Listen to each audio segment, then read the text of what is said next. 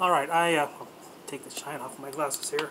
Wanted to make a video response thanking everyone for the responses. Wanted to address a few things. It was really good because there were so many things that were on my mind, things that I was actually thinking that came through in the responses. Somebody had made a point about the details and about whether the details make things you know, that you shouldn't have a too detailed visualization. And this is a point I want to make about details as you're visualizing for the law of attraction. To me, certain methods focus on exacting detail. The purpose I believe this has, or the effect this has, and the purpose for this, is that the more detailed your visualization is, the more real it is to you. So, as far as convincing yourself it's already in your life, if you have this crystalline vision of what it is, then it just feels more real. Now, the backlash to that is that you're limiting the effectiveness of what can be attracted to you. So, you know, if you want that sports car and you're visualizing it in cherry red, and there's, you know, a baby blue version of the same car, you're limiting yourself. You're not going to see that other color. Yet the reality of the car might be truer to you with a clearer vision of it. Just using that as an example. So you know, the details versus a general, it's a double-edged sword. And plus, if you have a more general vision of what you want, and this is something I'm going to cover, as, like I say, I've got all these, they say I want to model this law of attraction to show that the different methods that are used work differently for different people, because our brains are all different, number one, our minds are all different, how we relate to the world is all different, so different methods work different for different people, plus there are environmental factors that no one's addressed. There's an idea that I want to put into the law of attraction called the path of least resistance. So I've got a lot of stuff that I'm working on in modeling this. You know, another thing that I'm looking at my notes here, someone had mentioned life lessons might take precedent over getting what you want. Now, if that's true, then it's not a universal law, is it? If that's how it works, then it's a law that is universal unless you need to be taught a lesson. And that, I don't know, that's something that that falls into another category of thing that I want to address as I model this, is, does your request go to a manager, a la Abraham Hicks, who says there is this manager, or is it a law? If it's an actual universal law, then there's no intermediary. You don't need to pray to God or ask the director or the coordinator or whatever. If it's a law, then you just think it and it comes. And Michelle had made something about, said something about the simplicity of it is what boggles most people. And I think that I am going to complicate the environment in which it will or will not work. But I think Michelle is exactly right that the principle is incredibly simple. The actual effect of the law of attraction is thoughts become things. You think it, it'll materialize, or it will come to you. It's that simple. Now, the mitigating factors are what I'm going to model.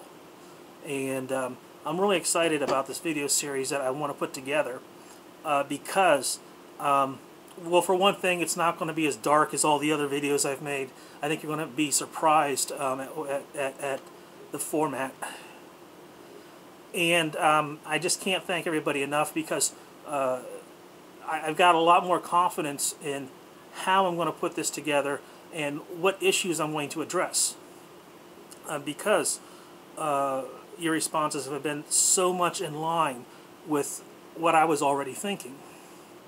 And like I say, there's the two primary methods that I've used is, as someone mentioned, I think, that you constantly think about it. You bombard yourself with it, and the secret kind of went at this. You put, you know, your little visualization board, or whatever they had called it. You know, I used to do this. I'd put a picture of the girl that I wanted to be with in my car and focus and visualize her all the time and just do all this crazy stuff. And it's work. It's hard work going that method. The other method is simply, I think as Michelle had mentioned, you create this vision and you release it. And someone else had made some mention of releasing it too. I want to share with you, if I may, I guess what you can call my first formal lesson in the law of attraction. And this was in college that I had, somebody had made me aware of this book. It's called Illusions, The Adventures of a Reluctant Messiah. And it's written by Richard Bach, the same author of Jonathan Livingston Seagull. And I just want to read about a page just to share with you what my first formal lesson was. Or at least lesson on a formal method of using the law of attraction other than just praying to God or wishful thinking. So, you never get lonely, Don? I said. Unless I feel like it. I have friends on other dimensions that are around me from time to time. So do you. No, I mean this dimension, this imaginary world. Show me what you mean. Give me a little miracle of the magnet. I do want to learn this.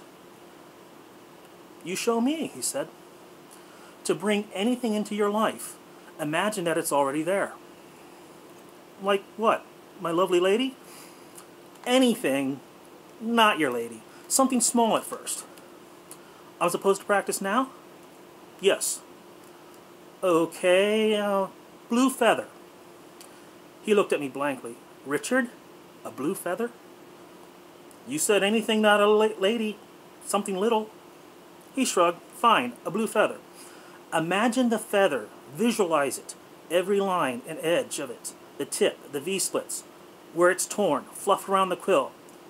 Just for a minute. Then let it go. I closed my eyes for a minute, saw an image in my mind. 5 inches long, iridescently blue to silver at the edges, a bright, clear feather floating there in the dark. Surround it in golden light if you want.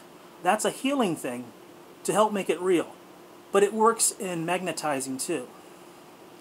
I surrounded my feather in gold glow. Okay, that's it. You can open your eyes now. I opened my eyes. Where's my feather?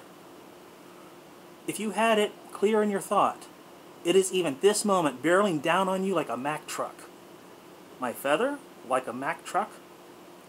Figuratively, Richard. All that afternoon, I looked for the feather to appear. And it didn't. It was evening, dinner time over a hot turkey sandwich, that I saw it. A picture and a small print on the carton of milk. Packaged for Scott Dairies by Blue Feather Farms, Bryan, Ohio. Don, my feather! He shrugged. Well, he looked and shrugged at his shoulders. I thought you wanted an actual feather. Well, any feather for openers, don't you think? Did you see just the feather all alone, or were you holding the feather in your hand? All alone. Well, that explains it. If you want to be with what you're magnetizing, you have to put yourself in the picture, too. Sorry I didn't say that. A spooky, strange feeling. It worked. I had consciously magnetized my first thing. Today a feather, I said. Tomorrow the world. Be careful, Richard, he said hauntingly, or you'll be sorry. I love this book. It's really a wonderful book. It really, a lot of the ideas about how to attract things into your life, what your life purpose is, how to find your life purpose, are all, you know, it's a work of fiction, but all these ideas have been very wonderfully been represented in this book. Again, it's Illusions, The Adventures of a Reluctant Messiah by Richard Bach. Since my college days, I've been interested in this long before The Secret came out. I was kind of hip to this thing. So I wanted to share that with you. And also, anytime I make a video, if I bring up 100 points, don't feel you're anyone watching this is obligated to address each one of them. Whatever resonates with you that you want to respond to, by all means, do so. But I don't want this to be work for anybody. So wish me luck as I start, work on the video project that I want to create. And again, put forth your ideas. I want to have fun with this, and I want this exploration of the law of attraction from a modeling point of view to go somewhere and maybe create a new perspective. So thanks a lot, people. I really appreciate your input.